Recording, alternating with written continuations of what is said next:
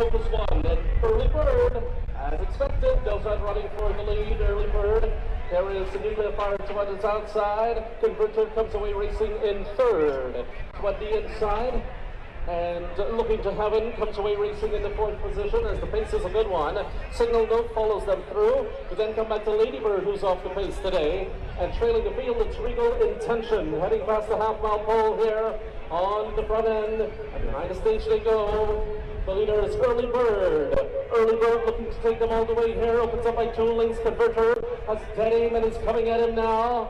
Nuclear Fire is back running into third position, needs to find 3. A blender 2 lengths back, 2 looking to Heaven as they round the far turn, heading toward the quarter pole. Converter takes the lead. Just like that, Converter puts ahead in front of Early Bird, and they hook up at the top of the stretch. Here they come. Nuclear Fire is next. They come through the stretch.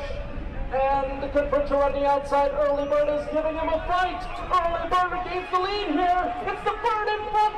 Early Bird opens up. He opens up by 2. Converter's left and his right. Here's another one for 2 by Jet. Early Bird wins. Early Bird has won it from Converter. Then came Looking to Heaven.